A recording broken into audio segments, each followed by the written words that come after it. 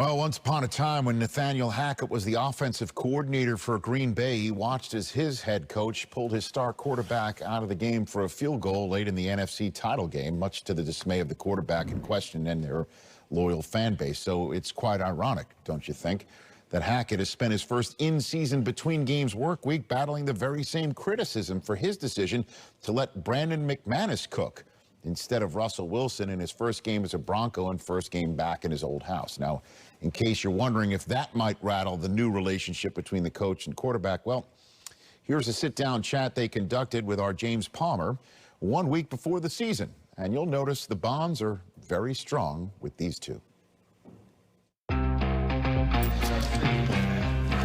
You smell like roses. I love how you still have your eye black on, too. It's so hot. Can I have eye black, too? Ready for this? How many hours a day you guys spending together? A lot. How many hours a day we not spending together? Yeah, the good thing is we have a lot of fun. I'd have heard this from people that have been in the room with you. Tell me if I'm wrong. You guys can go into the plan, obviously meetings, everything's scripted, but then you can go on a tangent for a good 30 minutes together, right? Yeah, I see from your faces that this is something that happens. Yeah, that's a We had that this morning a little bit. Oh, it did? It happened, definitely happened this morning. We were almost late to another meeting. I just black out. I don't even know what's happening. What is Coach like as a teacher? The biggest thing about being a great teacher, number one, is your consistency. You know, I think that every day he brings that certain level of energy that guys love and guys thrive off of. So much speed. That's what's been a thrill for me. You look way better in white, blue, and orange. I got you. Anytime you go through a new transition, how quickly can you make it normalized? And from day one, it was effortless. It was like I've been hearing him for years. Yeah. Like a sweet angel in his ears. What is Russ like on the other side of the coin? He is crazy for learning. He works really hard, and as a coach to be able to have that, you know, you have to keep feeding him and exciting him.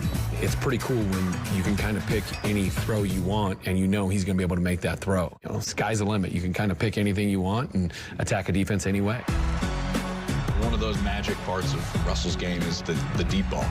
What is it about his deep ball? It's that top. You look at a lot of the stuff that he does, and that ball will go out of the picture some of the time. Judy makes the catch down the sideline. Touchdown, Denver! Ah! The ability to judge it all the way up in the air and be able to drop it down, it's pretty impressive. We always want to take advantage of that as much as we can. Russ shows what Russ has done in the past.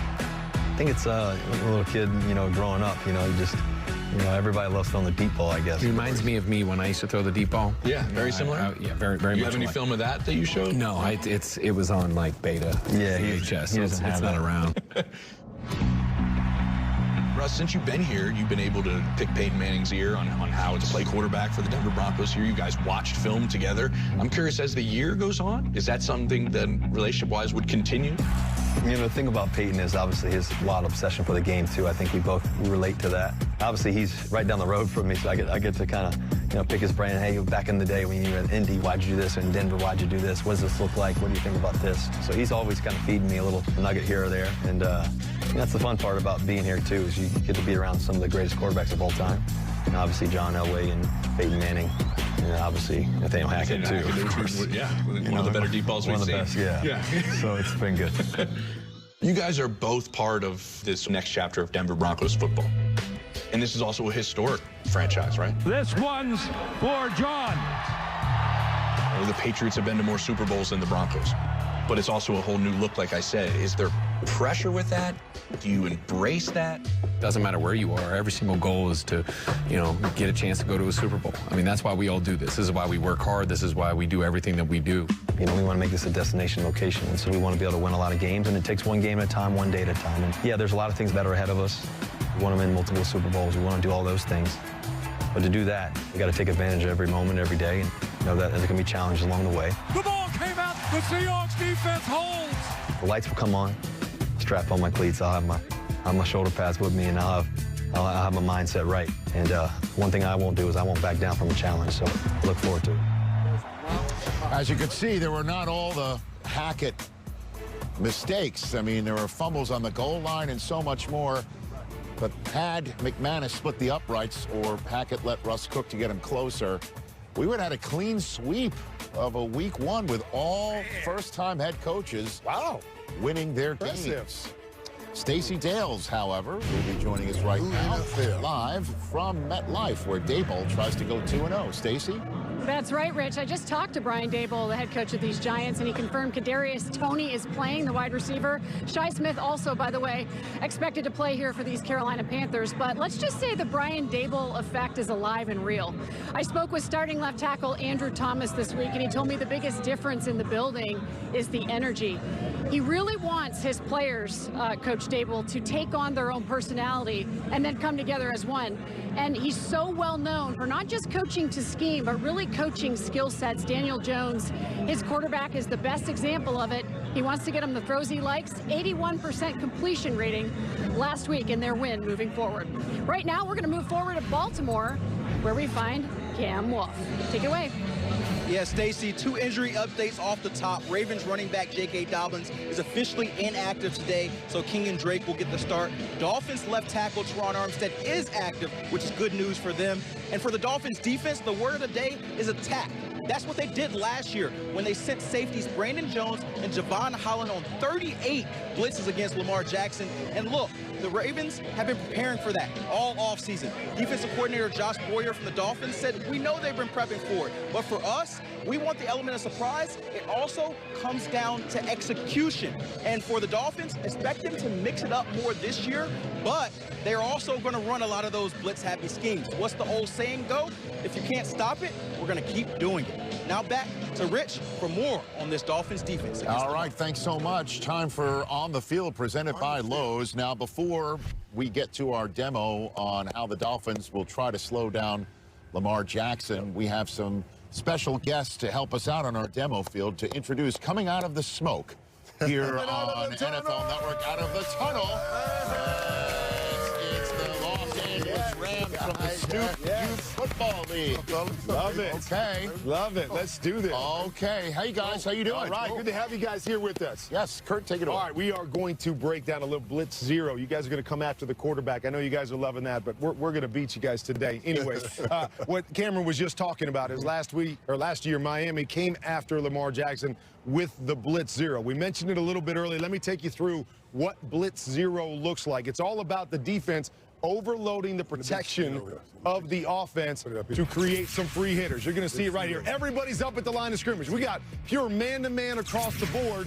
Lamar's got to figure out, okay, who's coming free and how do I get rid of the football quickly?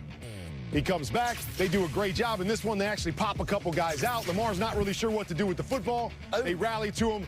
Led to one of their 2 sacks on the evening. Here we go again. Everybody loaded up, man-to-man. Okay, how do I beat it? I got to get the ball out of my hands quickly. This is what they want. Get it out quickly. All eyes back on the receivers. We're going to rally to it on 3rd and long. We're going to make the tackle and force you to punt. So there are some distinct challenges that come with blitz zero. So I'm going to get my big guys over here. I need you on the offensive line. Big guys, little guys. Little guys over there with Willie. Give me 2 outside linebackers. Outside linebacker. Flip around, face this way, guys. Right here. You walk off the ball. No, we have no face. Walk off the ball. End zone. There you go. You guys are smart now. You guys are smart. You did right. You turn toward the camera. That's the right thing to do. Turn toward the camera. There we go. Now we're set. Now we're set.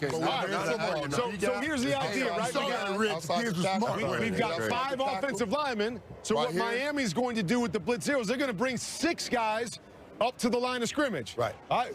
Hey, Puma, where's my ball? Where's my ball? Right there. There we go. All right. So Moose, come back here. You're going to run for it. You're going to be my running back here. So as we saw in the tape, there's a couple things we're going to do. Hey, they're going to overload blitz us. I'm going to get back. I'm going to get it out to my wide receiver quickly, right? Or I'm going to flip it out, get it to my running back, and force them to have to tackle in space. Right. But Willie, you're going to try to get to me as quick as you possibly can or force a quick throw and then come up and tackle, right? Absolutely. And what we like to do, what we like here is we always going to bring one more than they can block, right? Exactly. So when we all go. But the delusion is sometimes I might be walked up in the A-gap, and you know that I'm not rushing, right? So you got to hit this gap, and I'm going to pop out. We saw the lineman pop out. Right. Or we might have a guy just here that's just mirroring the quarterback because he can take off and run at any time. But the object here is to bring one more than you can block and move guys around so he doesn't know who's blitzing, who's coming, and all those different things. Cause confusion. Right. And that's the whole idea, right? I got to figure out, are they going to all slide left? So this guy over here's my hot. Are they going to slide right? Now all of a sudden, I'm ready to throw it quick. Willie's popping out and taking away. So I'm going to give a cheat to all those offensive coordinators out here. Right. This is what I like to do when we're going against Pelissero. Hey, I know that we've got 6 guys up here. I only got 5 to block them. So at the last second, I'm going to motion one of my receivers across the formation. I'm in motion. Across the formation. We all rushers. And I'm going to line him up right on the end of the line of scrimmage, and I'm going to snap the football. So now all of a sudden, those 6 guys that were going to overload us, we got all 6 of those covered. There's one guy that's got to chase Michael and cover him man, and it buys me a little bit of time as a quarterback to block these guys up and take advantage of them on the deep end because they've got no safeties back on the back end. So that was a little cheat that we used to give us a chance to hold the football and attack. I know Baltimore's seen this for an entire year. They've heard about it for an entire year. What is that thing that they come up with to attack Miami Dolphins blitz zero? Can't wait to watch it today, Rich. Let's get you back. Yes, now we have to end your dream of